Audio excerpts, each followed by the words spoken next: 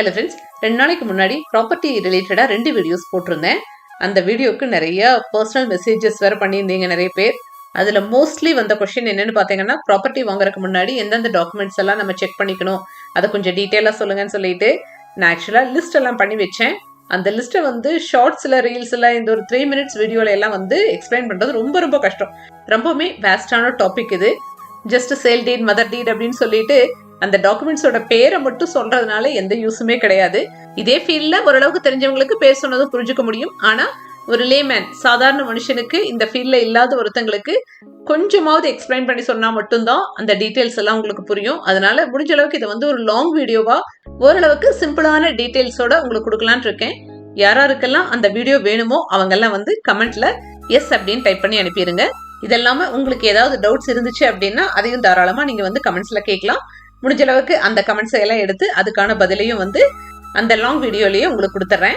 ஆக்சுவலாக shorts and ரீல்ஸ்ல எல்லாம் இந்த மாதிரி ஒரு டாபிக் கொடுத்தோம் அப்படின்னா கட்டாயமா வீடியோஸ் வந்து மிஸ் ஆயிரும். லாங் டைம்ல ஒரு லாங் வீடியோவா இருக்கும்போது அட்லீஸ்ட் அது ஒரு ரெஃபரன்ஸுக்கு ஃபியூச்சர்ல எடுத்து பார்க்கறதுக்குமே வந்து எல்லாத்துக்குமே ஹெல்ப்ஃபுல்லா இருக்கும்.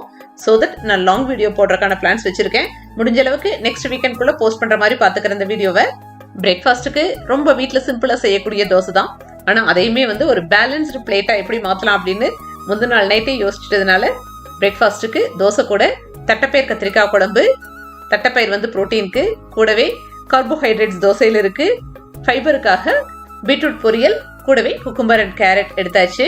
நான் பெங்களூர் வந்ததும் பழகின ஒரு நல்ல பழக்கம் எது அப்படின்னு பார்த்தீங்கன்னா, இங்கே தோசை சப்பாத்தி கூட எல்லாம் வந்து ஏதாவது ஒரு பொரியல் வச்சு சாப்பிடுவாங்க. நம்ம ஊர்ல ஏதாவது சட்னி மட்டுமே வச்சு சாப்பிட்டுட்டு இங்க வந்து பொரியலோட சாப்பிட்டு இது ஹெல்த்தியா அப்படின்னு புரிஞ்சதுனால நானும் அந்த ஃபுட் ஸ்டைலை அடாப்ட் பண்ணிட்டேன். என்னோட வே ஆஃப் பேலன்ஸ் டயட் எல்லாம் வந்து புதுசா தனியா சமைக்கிறதெல்லாம் கிடையாது. நம்ம ரெகுலரா சமைக்கிற ஃபுட்லயே வந்து கொஞ்சம் யோசிச்சு மாடரேஷன்ல ப்ரிப்பேர் பண்ணிக்கிறது தான். என்னை பொறுத்த வரைக்கும் இதுதான் வந்து லாங் ரன்ல எல்லாத்துக்குமே ஒர்க் அவுட் ஆகும்.